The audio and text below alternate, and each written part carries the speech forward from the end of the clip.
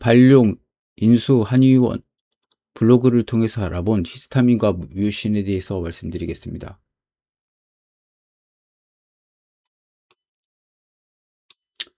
그 동영상이 있으니까 그 한태영 원장님 블로그에서 한번 보시기 바랍니다. 그래서 이제 사상적 해부학, 우주의 법칙과 면역의 기전에 대해서 말씀드리겠습니다. 이 태극이죠. 태극기, 태극. 태극은 잘못되어 있죠.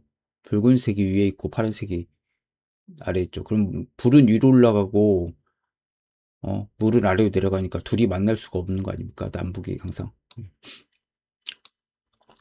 사상학은 우주 만물의 법칙이다. 우주가 음과 양으로 이루어졌고 남과 해와 봄, 여름, 가을, 겨울, 더위와 추위가 교차하듯이 자연은 상대성 위에서 존재하며 이둘은 실은 하나 온전한 원이고 이 원이 두 개로 쪼개져서 태극이 되고 태극은 음과 양의 두 성질을 만물에 부여해서 분화되기 시작하는데 이런 분화의 첫 단계가 음양에서 더욱 나아간 사상이다. 그래서 이러한 사상의 철학적 의미를 가지고 사물에 대한 속성을 이해하고 이에 응용하는 것이 사상학의 기본한 사상학이다.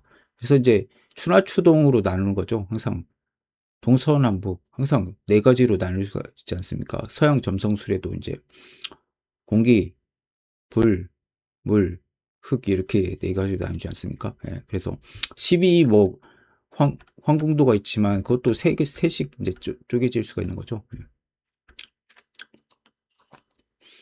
클테자라는 건 태극에서 콩이랑 같아가지고 하나 콩이 두 개로 나눠지는 것이듯이 만물이 두 가지 속성을 이제 가지고 있다. 콩은 볼 때는 하나지만 던지면 두 개로 나뉩니다. 쪼개지면 이제 두 개죠. 콩을 쪼개보면은 둘로 나눠지죠. 그리고 이제 콩이 이제 떡잎이 나올 때도 두 개로 이제 떡잎이 나오지 않습니까? 처음 나올 때. 그래서 콩태라고 해서 음양을 콩에 비유한 것이다. 하나로 보이는 콩이지만 태극의 내면은 음과 양, 좌우라는 두 개의 속성을 가지고 있기 때문이다. 그래서 태양, 소양, 태음, 소음으로 나누는데 이것도 이제 순서가 중요하죠. 그러면 때 소음이 내 가정 뒤에 있으면 기분이 나쁠 수가 있죠. 근데 봄, 여름, 가을, 겨울이라는 거 똑같은 거죠. 예. 이 순서대로 외우는 게 중요합니다. 이건 보면 동무 사상학에서는 이를 응용해서 태양은 봄, 소양은 여름, 태음은 가을, 소음은 겨울로 나뉘었고 그래서 2로 표시하는 게 알파벳 2로 표시한 게 태양인, S로 표시한 게 소양인, 썸머죠. 예. 사우스. 예. 태음이는 W, 웨스트, 소음이는 N, 노스죠. 예. 그 방위로 표시한 거.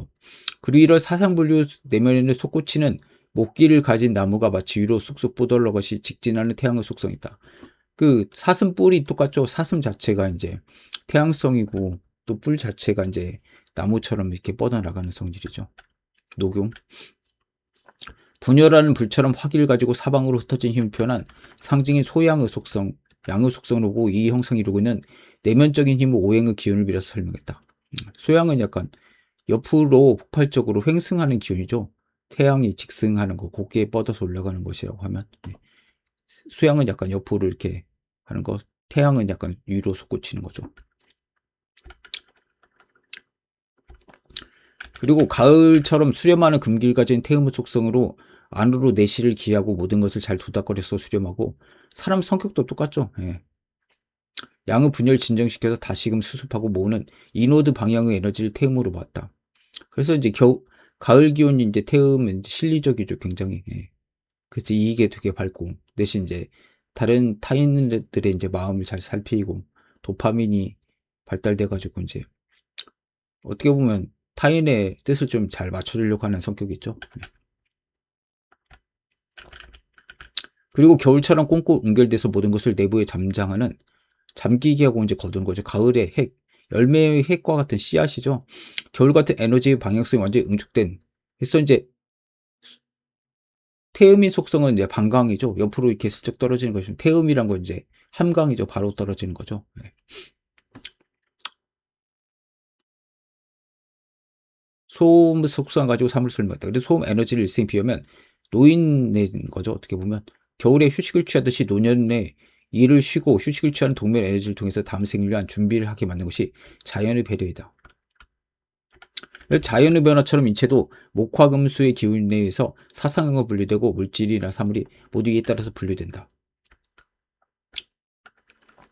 오늘 히스타민 뮤신, 즉 음성적인 히스타민과 양성적인 뮤신을 설명하기 위해서 이화학적 구조로 시작해서 사상학의 관점을 설명하고 있다. 독자들의 관심 실제 응용이 있고, 내가 설명하는 것은 사물을 철학적으로 쪼개는 과정이라서 일반 독자분들에게는 혼돈과 복잡성을 떠올리게 할 수가 있으나,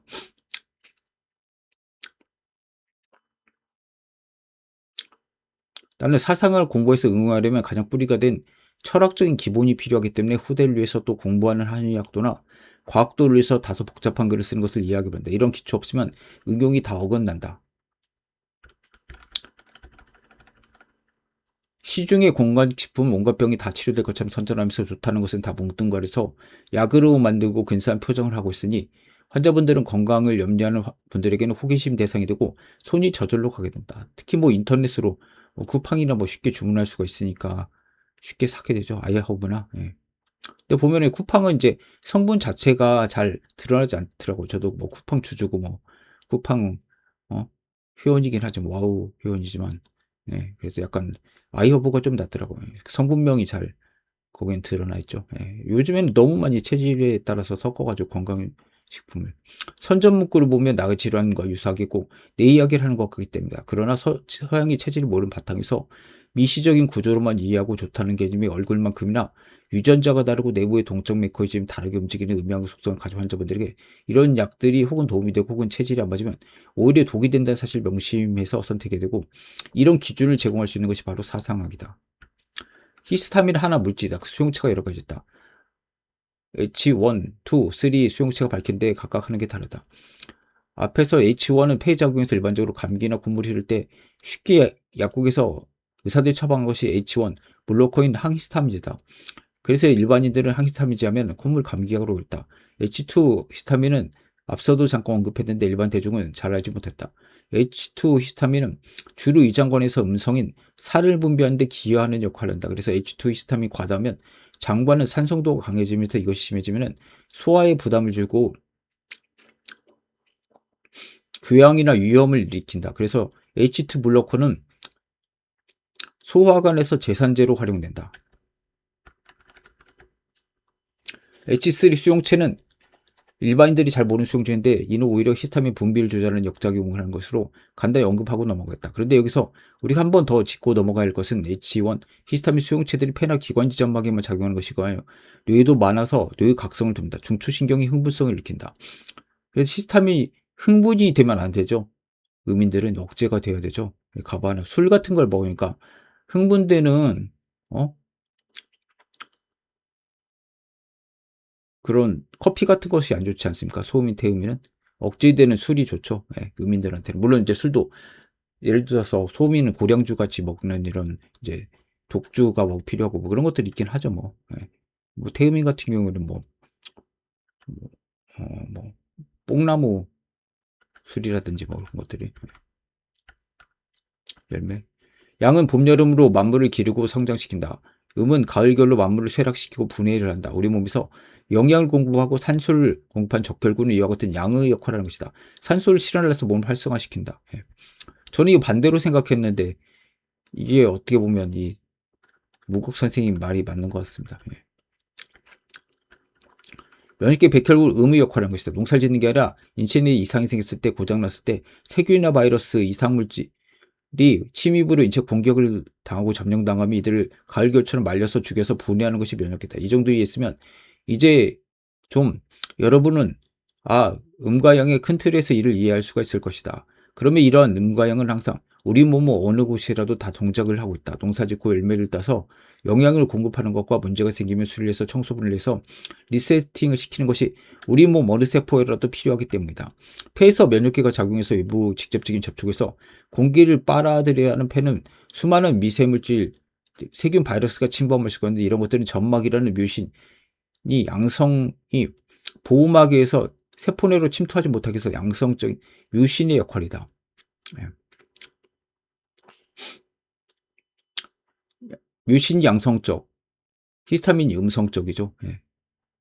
그렇기 때문에 항히스타민이 의민들한테 쓰이는 거죠. 대의민한테. 그리고 뮤신 같은 것들은 이제 의민한테 쓰이죠. 예. 그래서 이들은 자연 뮤신에 포집돼서 인체 바깥으로 객담으로 배출된다. 그래서 산을 막아주는 게 이제 위산을 막아주는 게 뮤신이죠. 근데 뮤신이 많은 게 이제 천마라든지 산약, 마 이런 것들, 예. 태음인 약계도 있고. 점막에 쏘려진 방어작용은 하나 물질이 아니라 두 개 서로 다른 분비 시스템이 연속적으로 작동하는 구조로 이뤘다. 점액의 본질은 뮤신이란 고분자, 글라이코프로틴이니까 당이 있는 단백질이란 거죠. 이는 글로불레셀과 술잔세포죠. 점액선이 생성돼서 높은 점성을 가지면서 외부에서 들어온 바이러스, 세균, 먼지, 알레르겐을 물리적으로 붙잡는 역할인데 이 뮤신 기반 점액은 끈끈하고 점성이 높으면서 병원체를 포집해서 선모 운동, 빗자루처럼 이제 쓸어내는 거죠. 예. 병원체들을. 예. 약간 채찍처럼 외부로 배출시키는 포획 시스템으로 작동한다. 반면 히스타민 자극에서 발생한 콧물은 본질적으로 뮤신이 아니라 혈관에 추출되는 수분과 전해질이 힘되는 세러스 플루이드다. 장액성인 물 이런 거죠. 예. 히스타민이 H1 수용체를 자극하면 혈관 투과성이 증가하고 플라스마가 점막으로 빠져나오면서 매우 묽고 흐르는 형태의 콧물이 형성된다. 이 과정에서 일부 점액선 분비가 동반될 수가 있으나 전체 구성에서 뮤신의 비중은 낮으면서 주된 작용은 물처럼 흐르는 세척액이다. 그러니까 뮤신이 이제 음인들은 뮤신이 적고 히스타민이 이제 과다하게 나오는 거죠. 네. 뮤신과 히스타민에서 생성된 콧물은 단순히 같은 물질이 다른 자극에서 만들어진 게 아니라 생성 기전과 구성 성분, 물리적 성질이 서로 다른 별개의 시스템이다. 히스타민에서 유도되는 분비는 점막 표면을 빠르게 씻어내는 역할하며 물과 같은 거죠. 외부 물질을 씻어가고 이동시키는 플러시 시스템으로 작동한다. 플러시라는 건 이제 그거죠. 소변기에서도 플러시인 거지 않습니까? 남자 자동 소변기에. 그래서 소변을 보면 이제 물이 씻어내는 그런 거죠. 이어서 염증 반응과 사이토카인 자극이 지속되면 글로불셋이 활성화되고 뮤신 분비가 증가하면서 점성이 높은 점액이 형성되고 이는 병원체를 붙잡고 자극하는 트랩 시스템으로 전환된다. 포획 시스템이죠. 예. 이게 트랩 자체가 이제 덫이니까. 그래서 음성인 건 묻다, 물처럼. 그리고 뮤신은 끈적거린다. 예. 그래서 좀 다르다. 이 과정은 시간적으로 단계적인 구조를 가진다. 처음엔 히스타민 주도해서 묽은 콧물에서 빠른 배출을 유도하고 물론 이제 먼저 씻어내는 게 청소의 기본이죠. 물 청소라고. 그다음 뮤신이 증가해서 점성이 높은 분비물이 형성되면서 포집 기능이 강화된다. 만약 히스타민 반응과 과도하게 일어나면 그래서 맑은 콧물이랑 이제 끈적한 콧물이 좀 다르죠. 예. 한약적으로는 풍한사죠. 예. 추위, 차면을 생기는 거고. 끈적끈적하다는 건 이제 어떻게 보면 이제 풍열, 그죠? 음허증. 예. 그러니까 이것도 풍열과 음허증은 약간 소양이라 이런 사람한테 맞죠? 감기 있을 때.